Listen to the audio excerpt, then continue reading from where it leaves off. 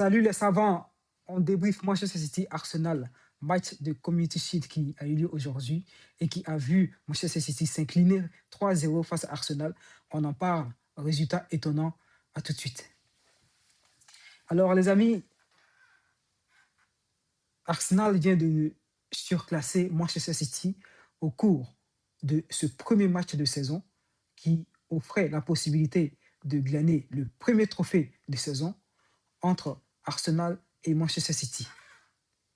Un match qui a laissé un résultat auquel, il faut l'avouer, personne ne s'attendait, tant Manchester City était apathique, morose et inoffensif face à l'armada d'Arsenal.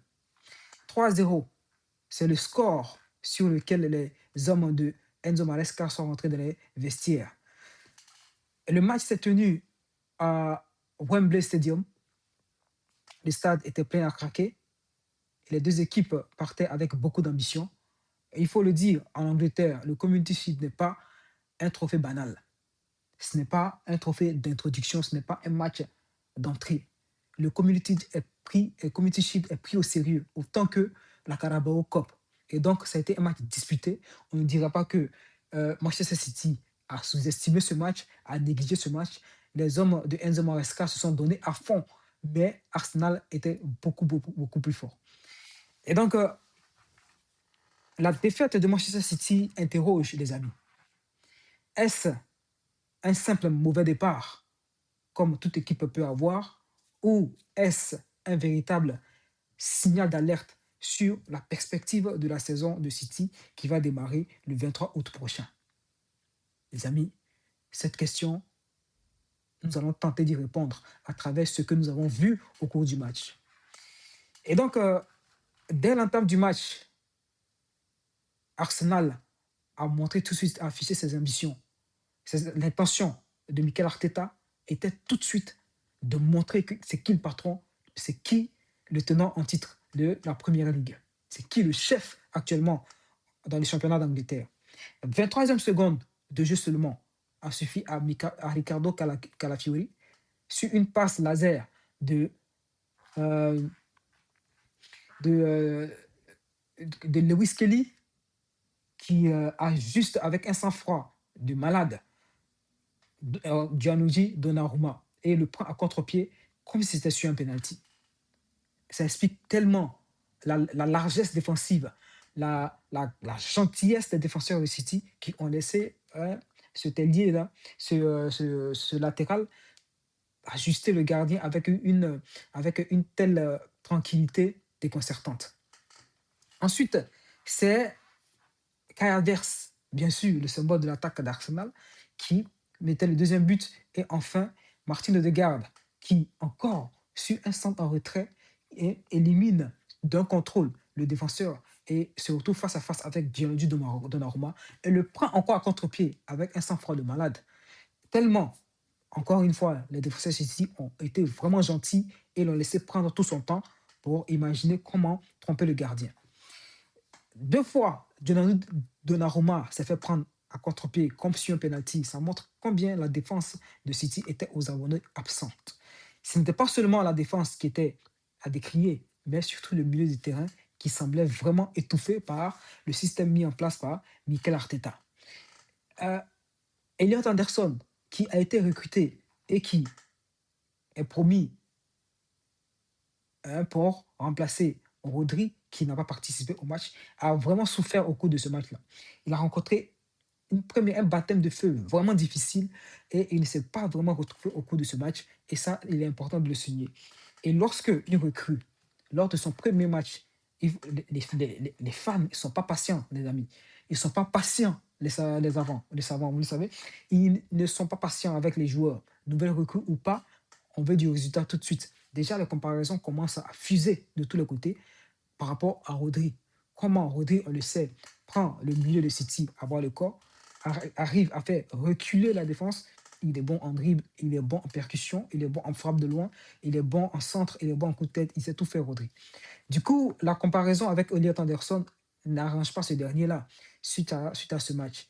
Mais est-ce qu'on doit juger le nouveau Elliot Anderson sur ce seul match de Community Shield.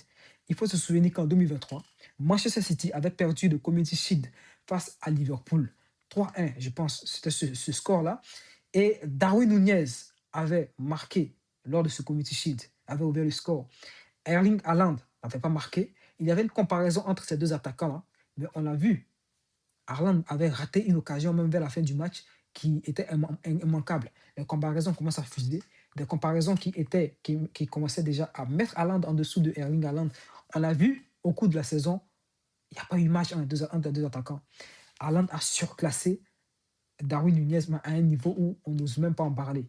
Et ça s'est vu aujourd'hui, Darwin Nunez, on ne sait pas vraiment où il est. Alors qu'Haaland, c'est encore le porte-flambeau aujourd'hui, l'un des meilleurs attaquants de la planète. Et donc, il faut se méfier tout de suite en tirant des conclusions hâtives, en disant tout de suite que le système d'Enzo Maresca va flop et que City va rencontrer une saison difficile. Par contre, il y a des signaux qui ne peuvent pas laisser indifférent. C'est que le milieu de terrain tel qu'on l'a vu, c'était un milieu qui ne s'est pas retrouvé du tout. C'était un milieu qui ne savait pas où mettre la tête. Et le défi pour Enzo Maresca, les amis, le défi pour Enzo Maresca, c'est la personne qui remplace, le symbole, la légende qui remplace. Pep Guardiola, sur ces 10 dernières années, c'est 20 titres l'année pour Manchester City. C'est énorme, c'est incroyable, c'est galactique, c'est extraordinaire. On peut trouver tous les superlatifs qu'on veut, mais on n'arrive pas vraiment à décrire comment cet entraîneur, moi je le dis, pour moi c'est le meilleur entraîneur de tous les temps, Pep Guardiola. C'est le meilleur entraîneur. Je suis supporter de Liverpool, je suis fan de Liverpool. J'ai aimé Jürgen Klopp. Par contre, Pep Guardiola, il a quelque chose, il est extraordinaire, il est bon. Dans tous les championnats où il est passé, il a imposé son équipe. Donnez Bournemouth à Pep Guardiola, il va en faire quelque chose. Il est d'une intelligence, mais vraiment indescriptible, cet entraîneur-là. Il n'est pas le plus aimé, mais même si tu n'aimes pas le lièvre, il faut reconnaître qu'il court bien. Et il faut reconnaître que Pep Guardiola, il entraîne bien, c'est un bon coach. Et sans Pep Guardiola, Liverpool aurait pris beaucoup plus de titres que cela sur ces dernières années. Là, si on poursuit les 8 dernières années, Manchester City, c'est 8 titres, pardon, c'est 6 titres de Première Ligue. Un titre pour Liverpool et un titre pour Arsenal. Il n'y a pas de comparaison. Il n'y a rien à dire. Il a remporté une première Ligue des Champions pour Manchester City qui était à la traîne. Qu'est-ce qu'on peut dire de cet entraîneur? Community Shield l'a remporté. Carabao Cup l'a remporté. FA Cup, il a remporté. Il a tout pris. Et donc, remplacer ce genre de symbole, c'est vraiment difficile. Est-ce qu'on va être patient avec Enzo Maresca? Je n'ose pas imaginer sa conférence de presse aujourd'hui. Comment les journalistes allaient le bombarder et comment ils allaient le regarder déjà. Champion, tu remplaces Pep Guardiola et voilà comment tu te comportes dès l'entrée du match. Certes, Guardiola n'a pas été parfait. Il a aussi perdu de Community Shield. Mais une telle performance, on n'en a pas vu.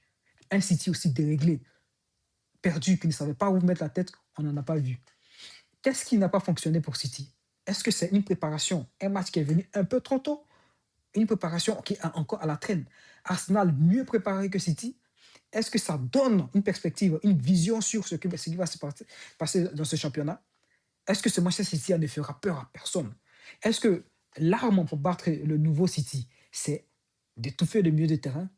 Le défi pour Enzo Maresca sera quoi? Est-ce de reproduire Manchester City à la Pep Guardiola, hein? Ou de se créer un propre système? Mais des deux côtés, il y a des inconvénients. Reproduire le système de Pep Guardiola pourrait être contre-productif si on n'a pas les mêmes joueurs. Parce que Pep Guardiola, ce n'est pas seulement un changement d'entraîneur, mais c'est un changement de cycle. Il y a beaucoup de joueurs qui ont changé. Est-ce que les mêmes joueurs pourront produire la même performance? Mais créer un autre système aussi. L'inconvénient, est-ce qu'ils pourront s'installer tout de suite?